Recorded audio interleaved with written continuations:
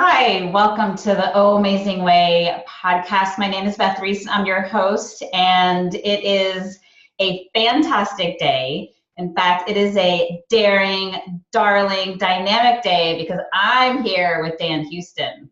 Dan, like if that wasn't like your best introduction of you, I don't know what is.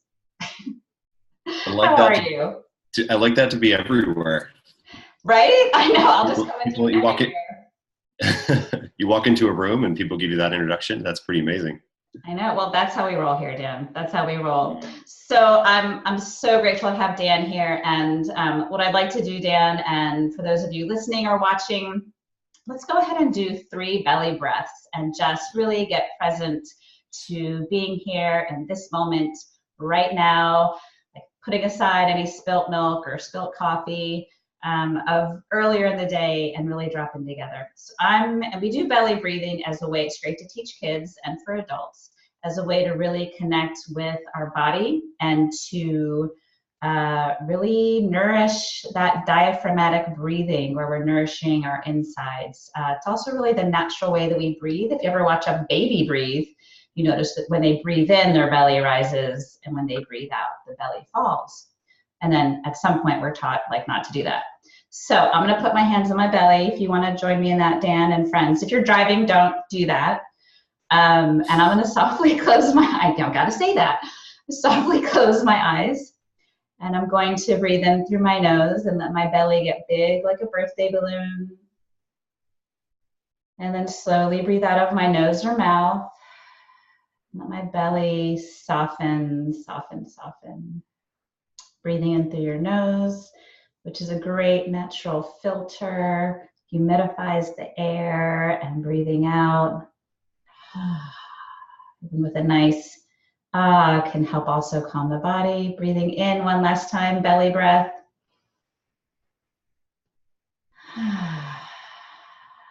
Softly open your eyes and welcome. Dan, I am so honored that you are here, and as the founder of Mind Tribes and all that you are up to, just thank you for the generosity of being here. And before I introduce Dan, formally and all of his crazy awesome stuff that he does, I want to share with you, of course, one of my favorite stories about Dan. And so many years ago, in fact, it was 2.5 years ago, Dan, I know that. I was leading, as you know the story, tell it constantly. I was leading one of my Yoginos Yoga for Youth trainings at your space, Empowered, here in Houston. It's so generous. You just are such a community builder, and I got to be a part of that. And it was a Sunday afternoon, and my trainees and I were there, and we were finishing lunch, and you came in, and you said, Beth, can I say something? I was, of course.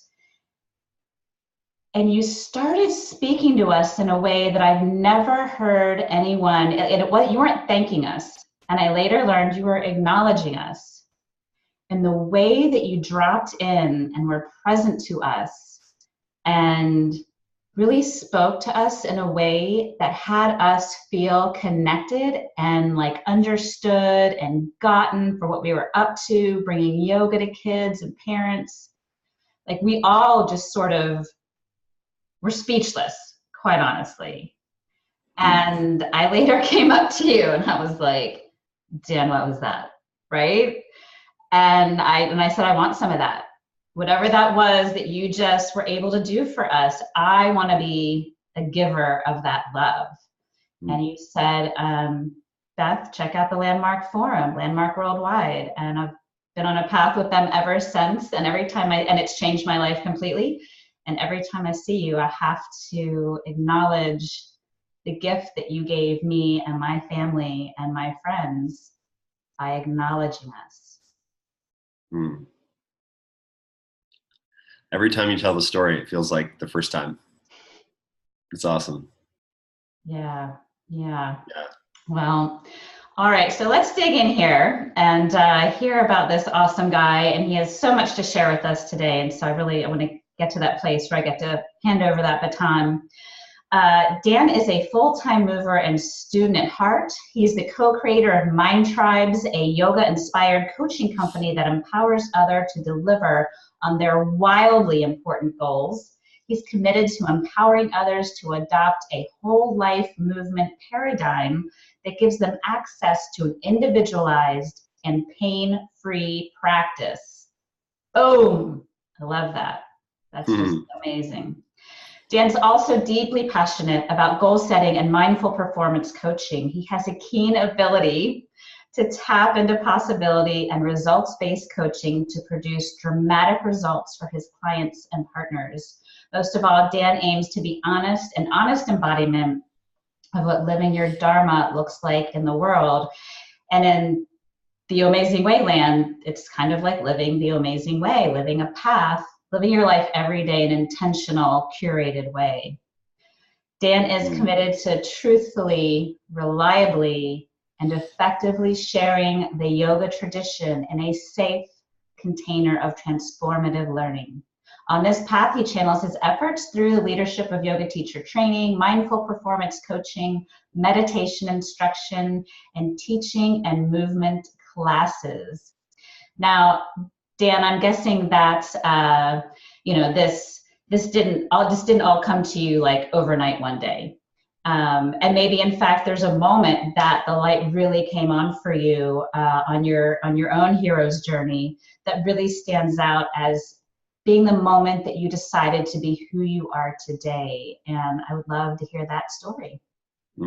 Yeah, of course. Well, first off, if I can just back up and acknowledge you for having me here. And I'm really grateful for your friendship, for your listening, and for who you are in the world as someone who's creating. And I'm really inspired by people who show up. And then I'm also inspired by people who put themselves out into the world and say, here's my creation. And it's a really vulnerable act in saying, you give people the autonomy, the authority to either take it and use it and hold it up, or to crush it. And I don't meet very many people who choose the latter. And it is just a vulnerable act. So I really want to acknowledge you for having me here and being in this conversation. And I was thinking about this when you shared some of the format for this conversation, and I really couldn't boil it down to a moment. And if I were to say it, it's like moments. It's a series of moments where life unfolds. And I think that's just the way life happens. And the word that's really helping me ground down, and you read it in the lengthy and wonderful introduction for what we do, who I am, a little bit of that. That's just a piece of what we do. The word that really sticks out for me time and time again, and it's a very present word for me, is Dharma. And I started doing some research on the word, and what I discovered about the word, if you go to the etymology of the word, it speaks to the thing that brings together our internal experience of our internal world and our external experience of this periphery around us, because those things can seem at odds in a lot of ways. And I think that's where dukkha, or pain or frustration, or just dealing with the things we deal with in life, that's where those things really come forward. And when I think about my Dharma, I had a conversation with my wife, Christina, and we were just asking each other questions at dinner last night. And not really going anywhere in particular, but we got into this conversation of who we were when we were children, and whether we're the same now or whether we're distinctly different. And I think I was always a really inquisitive child. And I don't know that I had found at the time when I was, let's say 10, right? 10 or younger. We're developing, and I didn't really know where to channel my energies. So having the word Dharma now really helps me look back, and a few of the, you mentioned the hero's journey, and the few of the things that I can point to as moments that were really critical for me were the little things like graduating high school, going to college, And the specific arena that I chose, or the degree that I chose in college, was movement and health studies. It was, in a way, and I grew up in Canada, so it was an experimental. I feel like everything in my education was experimental to my benefit. So I took this degree. It was wonderful. It exposed me to anatomy. It exposed me to a lot of the things that I love now, in terms of the verbiage that I added into the bio of a whole movement paradigm. And I include movement as, the movement of those wildly important goals in our life. And if I think back to, so I'm just going to share a bunch of moments with you. Awesome. I think back to a moment that I believe having a coach for anybody, whether people choose our company as an option for coaching, or go another direction like Landmark, or, there's a lot of other things out there, a lot of individuals that have a lot of gifts. I think having a coach was a pivotal moment for me. And my coach said, when you get stuck, keep moving. And that really stuck out for me. And it made me think back to lots of other moments in my life. So his advice was, if you don't know what your business is, he's like, look at your desk and organize your pencils. That's your business right now. It's like, whatever you do, just keep moving. And I've really used that in a way to help me ground down. But when I look back at some of the other moments in my life that were pretty critical in focusing me in this thing called Dharma, it's like my mother passed away of malignant melanoma, and it was a very quick process. And it helped me in a lot of ways. Well, I always say that my mother was my first teacher of breathing. When she was going through everything she was going through, she taught me how to breathe. And it was like, that's the only thing that mattered down to the end, down to that last moment where you see someone take a breath. And you're like, wow, breath is it. And then, fast forward, this is a few years later, I found out my father he was diagnosed with stage 4 lung cancer. And if you know anything about like different types of cancers, that's pretty like critical. And I had the ability to go with him. I flew back to Canada. I went through his treatments with him. He was in an experimental study, and he had the most intensive treatment. So he had, intense bouts of chemotherapy, intense bouts of radiation. And I remember having a conversation with him, and it's so vivid in my mind, because we were walking along a street and he had just had some of his treatments. And this was just about the time that I was getting into like some personal development and goal setting and, and yoga. And I asked him, I said, what is it like? Like, how does it feel to be where you are? I didn't really know how to frame the question, but he said, I'm really scared. And I think those two experiences were really critical life experiences for me personally. And what they helped me do is to go like, life's short. It's really short. And I don't know exactly where it was down the line, like which moment it was, but I discovered for myself that Dharma wasn't a thing. It's like happiness. We go out and find happiness. Good luck. Dharma is a thing that I was doing some writing just before we started the conversation. And what I wrote down was that Dharma is an inside out phenomenon. So it's something that is created from inside of us. We bring it to the world, as opposed to going out and trying to find it somewhere. It's going to be a long process and not a very fruitful process, in my experience. And for the listening of the listeners who are on this podcast, the miracle of the story of my father is that I believe it truly was in his mindset that he was like, well, I got to keep on living. And he had this ability to, I think of it like separating yourself from the story or even the senses or your experience of what you think this thing is over here, and just choosing your life. He chose his life. And I don't know if that's exactly why, but he went to the doctor one day and the doctor said, we can't find obviously there's like radiation and all these other things. I don't want to make it too simple, but that he went to the doctor and the physician said, we can't find your cancer anywhere. and we're going to have to do some more tests, but this is looking like we don't know what this is quite yet. And at a certain point, I think one of his doctors described it as a miracle. I just got chills, Dan, and I haven't heard you share that story. And it just, to me, really underlines the power of what we choose to focus on from the inside out. Absolutely. Yeah. And it's all at our fingertips. Like, what does it say? It's simple, but not easy. Correct.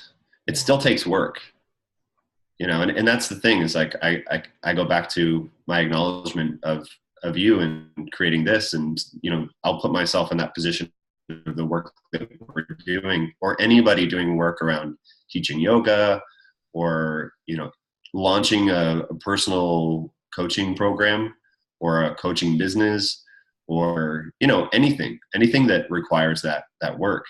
It takes work. And I really respect people who do the work. And I was also thinking, we can talk about this later, but the tool that you brought up of breathing, belly breathing, I think breathing has also been the thing that has helped me consistently tap into when I'm asking myself the question. I don't know. And I think that we, at some point, ask ourselves the question of like, why am I here? Or like, what should I do? What's my thing? Or however we ask ourselves that question. And whenever I drop into breath and tap in, I'm sometimes left with the experience of, I don't know. I still don't know. And here I am. And that's my work right now. And then I'm in the experience of dropping into the breath, and I discover a new idea or a new direction. So yeah, it's an interesting process. It really is. And I think the other thing I hear you pointing to is, it's like my kids. My son is 16, and everyone's asking him, well, what are you going to do? What are you going to college for? And he's like, I don't know yet. And in this space of, I think society often wants people to be on a linear path. And the reality is life is not a linear path. And what I hear you talking about is this way of living your life in this dharmic manner really provides a kind of a landscape to honor that interconnected, weaving path landscape sort of living. Absolutely. Yeah. As soon as you started sharing, I was reminded of, there's a YouTube video that's gained some popularity of Alan Watts. And Alan Watts has this talk about, what do you want to do in your life? And he uses and I think we've adopted this, and it's really we're starting to see some of the fruits, is that we just said, well, this is what we love to do. And this is the direction we're going to go. And for us, that initially looked like teaching yoga. And then we adopted teacher training. And now we have goal coaching. And Christina, my wife, also does Whole30 coaching. So we've started to move in a number of different directions. But the one thing that was, if you look at what we did over time, you'd be like, oh, they did nonprofit, and we've done all these different little iterations. Yet the one thing that was the constant in that was the choice to do the thing that we loved and that lit us up, and allowed us to be a contribution to other people. And referring back to the Alan Watts recording or YouTube video, he says, you do that long enough, and eventually, well, first of all, other people, there's got to be other people out there that are in line and love the thing that you love. Sure, there's one case of like, there's something so far off the beaten trail that you're just like, okay, it's going to be a small community, but there's at least somebody else out there that loves it. But what we decided to do is just to go in that direction, to keep creating. And the message was, over time, if this is your goal, now you might just be doing a hobby, but for us, this was like, not only is this our life, this is also the way to create wealth and to create money. And I make a distinction between those two things, in that money is a measure of our wealth. It's not wealth wholeheartedly. And we just kept doing this thing for long enough. And there were a lot of years that we looked at Christina, my wife, and I looked at each other and we're like, should we be doing this? Is this responsible? And we just committed. And, you know, each rhythm of the season, whether that was the annual season or the month to month, like waking up some months and going, how are we going to pay the rent? And then you just keep going. It was back to that coaching that I received from my coach. Keep going, don't stop. And what I'm learning through the work that we're doing with Mind Tribes, inherent in the name, said this on one of our team coaching calls, is that we're about tribe, not tribalism. So what I mean by that is that we're not out to create this like sacrosanct group of really conscious people, and then they're the other people over there. What it looks like, with reference to my story, is that what we're learning is that we need one another. And you said something to this effect on one of your Instagram posts.